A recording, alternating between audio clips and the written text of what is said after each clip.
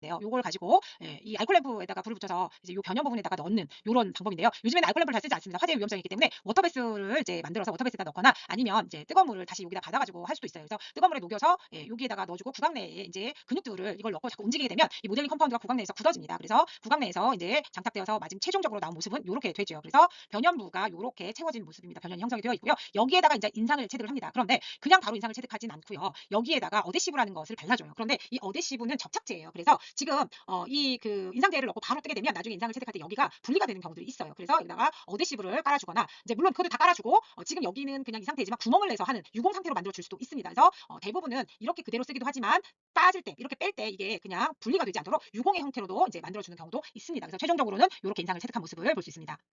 이거는 이제 상악을 뜨는 모습입니다. 그래서 여기에 이제 변연이 이제 형성이 되어 있고 여기다가 어데시브를 발라요. 이것도 이제 분리가 되지 않도록 이제 어데시브를 바르고 여기에다가 인상제를 넣습니다. 그래서 인상제를 이렇게 이제 넣어서 구강 내에서 최종적으로 인상제에 이렇게 나온 모습입니다. 폴리설파이드를 이용해서 이제 인상을 체득을 할 수도 있습니다. 그래서 이렇게 체득한 모습이고요. 지오일을 이용해서 만든 모습입니다. 그리고 요거는 이제 실리콘 인상제를 이용해서 최종 인상을 뜬 모습인데요. 어떤 걸 뜨셔도 돼요. 대부분 이제 요즘에 실리콘을 많이 뜨기도 하지만 우선 지오일 페이스트도 이용할 수 있고 폴리설파이드 계열도 이용할 수 있다. 이런 것들은 이제 알고 계셔야 될 것 같습니다. 자, 이렇게 인상을 체득하면 석고를 붓죠. 이거를 이제 우리가 작업용이다라고 이야기를 하는데요.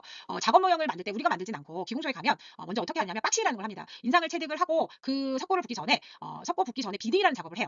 그래서 인상체 주변에다가 유틸리티 왁스를 한 번 더 이렇게 둘러주고 그 위에다가 다시 여러분들이 이제 조금 이따 사진을 보여드리겠지만 박싱이라는 것을 합니다. 왜냐하면 이 다른 것들은 인상체를 그 작업 모형을 할 때 석고를 많이 부으면 안 되는데 틀리는 예외예요. 그래서 이 작업 모형의 변연들을 정확하게 제어해 줄 필요가 있습니다. 그리고 두께도 일정해줘야 돼요. 그러니까 적절한 두께들을 확보하기 위해서 박싱이라는 것을 합니다. 그래서 박싱을 한 후에 적절하게 두께를 갖고 있는지 확인을 하고 그 다음에 석고를 주입을 해야 합니다. 그리고 석고가 완전히 경화가 되면 그 왁스들을 다 제거를 해야 돼요. 그래서 변연이 손상이 되면 이거는 잘 맞지 않기 때문에 변연이 손상되지 않도록 주의하면서 작업 모형들을 만드셔야 되는데 이런 것들을 이제 뒤에서 사진을 보면서 설명을 드리도록 하겠습니다. 자, 지금 요게 비딩이에요. 그래서 유틸리티 왁스로 우리가 인생을 체득을 하면 요 주변으로 이렇게 둘러줍니다. 그런 다음에 다시 박싱 과정을 거쳐서 이 상태에서 뒤집으시면 석고를 붓게 되면 요런 모습이 되는 거예요. 그래서 요렇게 석고를 부었을 때는 요런 모습이다. 그래서 이 석고가 대부분 우리가 크라운 브릿지 할 때도 두껍게 쌓지 말라고 얘기를 합니다만 이 예외적으로 틀니를 할 때는 요렇게 변형 부분이 조금 더 잘 나와야 됩니다. 그래서 이렇게 높게 쌓고 두껍게 이제 석고를 부어줘야 된다는 걸 여러분들이 이해를 하시면 될 것 같습니다. 최종 모형을 제작한 다음에 기공소에서 이제 교합제라는 것을 만들어줍니다. 그러면 이 교합제를 이제 만든 상태에서 치과로 보내주면 치과에서는 수직 구경이라든지 그리고 악관 관계 이런 것들을 체크를 하면서 교합을 체득을 하지요. 그리고 이 단계에서 이제 교합을 체득을 하면서 치아는 어떤 것들을 선택을 해서 이런 걸로 심어주세요. 이제 우리 보통 심어주세요라고 얘기하지만 배열해주세요라고 이야기를 합니다. 그래서 이런 것들을 다 이제 기공 용지에다 쓰셔가지고 보내면 기공실에서는 모형을 이제 교합기에다가 끼워서 부착을 시킵니다. 그런 다음에 이 위에다가 인공치아를 배열을 하죠. 자, 요거에 대해서 자세하게 뒤에서 또 한 번 더 설명을 드리도록 하겠습니다. 교합상을 이제 기공소에서 제작을 해주게 되어 있습니다. 그 교합상이라는 건 환자의 상악과 하악의 위치의 관계를 기록하기 위해서 필요한 건데요. 여기에는 어떤 것들이 있느냐? 우리가 덴처 베이스라고 이야기하는 것과 오클잘림, 왁스림이라는 것이 필요합니다. 이제 우리가 덴처 베이스라는 것은 기초상이라고 얘기를 하고요. 그 위에 이제 교합제가 올라오는데 이걸 왁스로 만들어서 올리는 거라서 왁스림, 오클잘림이라고도 이야기를 합니다. 그래서 이걸 사진을 보면서 설명을 드릴게요. 교합 체득을 위해서 의치상 그걸 임시적으로 만들어주는 거예요. 진짜 의치상은 아니고 일단은 우리가 구강 내에 넣어서 맞춰봐야 되기 때문에 임시 형태의 의치상을 만들어줘야 되는데 이건 뭘로 만드느냐? 보통은 자가중합 레진 아니면 광중합 레진 이런 것들로 이제 만들게 되어 있습니다. 그래서 이 석고 모형에다가 그 기초상이라는 것을 만들게 되죠. 그래서 지금 이게 만드는 과정인데요. 지금 이거는 자가중합 레진으로 이렇게 믹스해서 이 위에다가 이렇게 만든 모습입니다. 이 상태를 우리가 기초상이다라고 이야기를 하고 있죠. 그 위에다가 이제 교합제를 만들어서 올리는데요.